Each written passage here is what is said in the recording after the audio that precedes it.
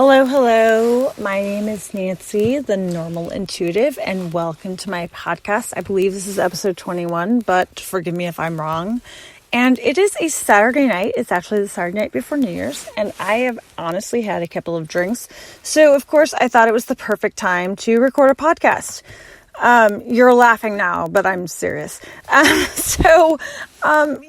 My husband and I went out today and we went for a walk in the woods, which is wonderful. And we had a couple drinks and I think I said something stupid and now I'm left alone in the car. And the funny thing in all of this is actually when I have had a drink, my psychicness tends to come to the surface without me holding it back. So we saw an acquaintance of ours that we knew for a few years, and I said hello to him and I asked him how things were going, and he said things were perfect. And I looked at him and I said, look, I've gone through this transformation last year. I'm a psychic medium. I can tell when things aren't great. So is your life really perfect? And this gentleman insisted his life was perfect. And I kind of laughed, and my husband told me to let it go when we walked away. And I started thinking about people that put on that facade and how much we put that facade on Facebook about our life is perfect. That perfect Facebook photo or Instagram photo or that perfect, funny Twitter comment that we leave. And God, why do we do it? So I posted a video for tomorrow on my Facebook page. You can reach me at facebook.com/one question at a time about owning your chaos. So that's what I'm going to chat about really quick here while I'm still alone in my car. I'm not kidding. So owning your chaos, what does that mean? I think that we are so preoccupied, and this isn't just on social media, this is in life too, with our friends, that we don't feel like our friends want to hear about the bad stuff. We don't want to burden other people with the stuff that isn't so great. So when we see people, maybe it's at church, maybe it's at, a social function, and they say, how are you? And you say, oh, I'm fine, thanks. But are you really fine? Are any of us really fine? We're not. So why do we not just admit that things aren't so great? Why do we burden ourselves with the truth and lie? And it's like, do we not think we're good enough? Do we not want to burden others? Like, what is it really that's going on? Look, I am in my late 30s. I am on my second marriage. I have 2 living children. I had one that died 6 years ago. God, I have a lot of chaos in my life. I have 2 cats and 2 dogs. And I hide it all very well. I post almost every single day on my Facebook page and on my Instagram page about something inspiring and how we should move forward and all of this stuff. And it's very meaningful because I'm doing the same thing you are. But the reality, though, is I am struggling just as much as the next person. And in fact, as in my usual pinned post on Facebook, the only time I truly shine is honestly when I'm truly knee deep in a reading. That's when I feel like, you talk about when you can be self-care and when you can just let go. And honestly, for me, it's during a reading because I am not thinking, I am not of myself. I am reading. And that is when I feel like I truly shine. But honestly, the rest of the time, I am a hot mess. I am full of chaos. My dogs bark. My dogs got in this huge fight a couple weeks ago. They almost killed each other. It's the Christmas season. I have family visiting. Life is chaotic. And yet, I too am guilty of posting, feel good stuff on social media. And it's silly, really. Because I I honestly, I don't really care if someone thinks that I am full of drama or whatever.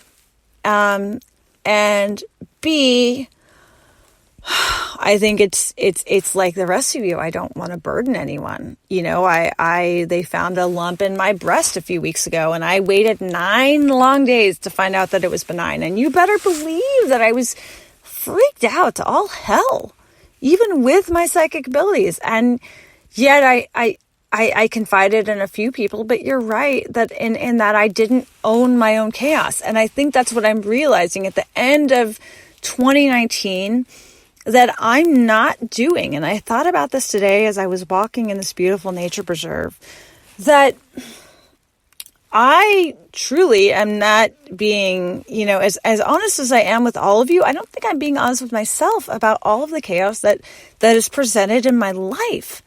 And I think by just admitting that life is chaotic and it's beautiful, but it's really chaotic, maybe it's going to be easier to move forward. But I think I spend, and this is me personally, and maybe you can relate to this, but I think I spend a little too much energy focusing on things and people that maybe don't give me the energy back, or don't maybe don't fulfill me. And so I spend this time on things and people, and Real Housewives is one of them. Believe me, I love Real Housewives, but what does it give me back? And it sounds silly, reality TV, but it's true. Like, I think that, at least for me personally, I need to be putting energy into things that I can give back from or get back from. So for instance, for me, for weightlifting, when I lift weights, I know I'm going to get stronger. So that in turn is giving back. But what is TV doing? Or what is, whatever, what are relationships doing? And so as the end of 2019, as 2019 draws to an end, I encourage all of you to look deep within and think about things, whether it be reality TV, as much as I love the Real Housewives, or people that are not giving you that energy back. Now, I'm not saying that everyone or everything has to give you energy back, but you have to find some fulfillment from it. So for instance, if you were volunteering your time at the library, as long as you get fulfillment from it, that's wonderful. Keep doing it. But if you aren't receiving fulfillment from it, and it's like you're beating your head against the wall in terms of getting fulfillment, stop. That's the definition of insanity, right? Is trying the same thing over and over again, expecting a different result. Volunteer only if you find fulfillment from it. And if you're not finding fulfillment from it, find somewhere else to volunteer, or find something else. The same thing goes for your job. Think about your job. Does your job truly give you fulfillment? Because if it doesn't, as much as it scares the heck out of you, it doesn't hurt to put feelers out there and look for something else that might fulfill you.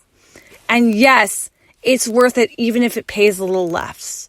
Your self-worth and self-esteem are worth even if it pays a little less. But it doesn't ever hurt to put feelers out there, to look on LinkedIn and see what other jobs are out there if your particular job does not fulfill you. The same goes for relationships. And as much as I don't want to encourage you to reevaluate your relationships at the end of 2019, like I'm sure every other psychic in the world is doing, if your relationship isn't fulfilling you in the way that you feel it should, and it's been X amount of years, maybe it's time to think about letting that go and finding something that does.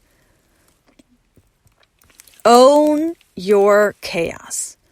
Own all of your mistakes that you made this year.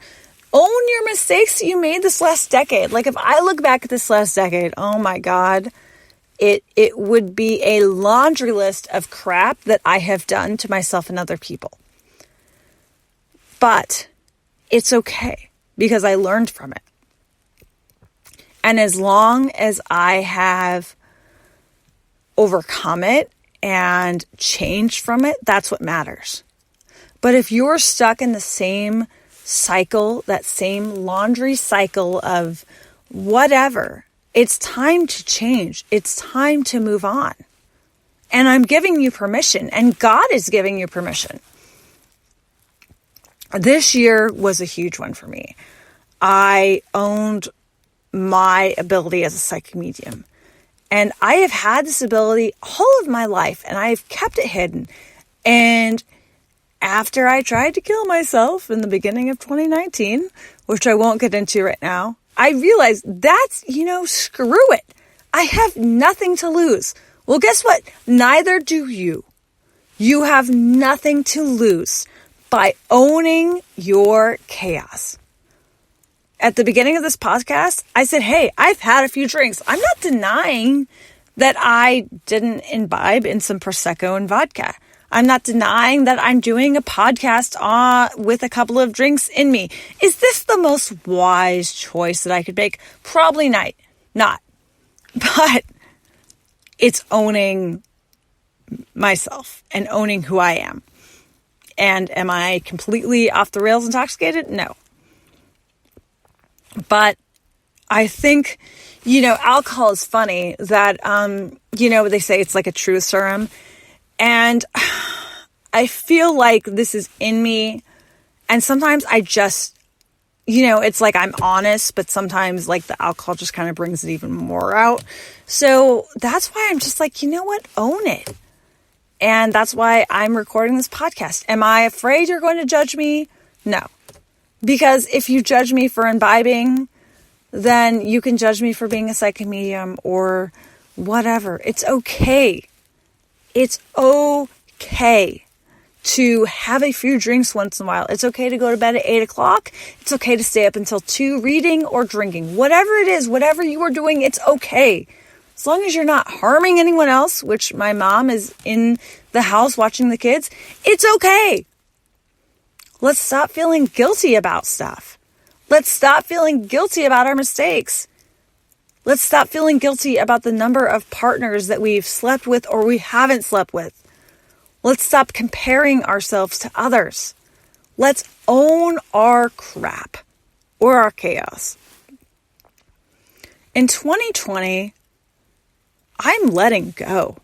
Like, I thought I was letting go in 2019 by coming forward and being a psychic medium. But 2020, I'm letting go of all of the stuff that isn't good for me, including the negative comments and the haters that say I shouldn't be psychic or I'm going to hell because I am a psychic. Well, guess what? I'm still going to be psychic. I am letting go of all that because you know what? It doesn't matter. What are you going to let go of in 2019? What are you letting go of as you step forward into the new year? Own your chaos. Own the mess that your life is and appreciate the fact that you have a life to have a mess of. Appreciate your health and your vitality and your energy. Appreciate that. And then let go of the stuff that isn't good for you, whether it's people or a job or a hobby, or even if you're volunteering, whatever it is, let go. Why do we hold on to things that aren't good for us? It's like we convince ourselves that something is good because it's supposed to be good. Guess what?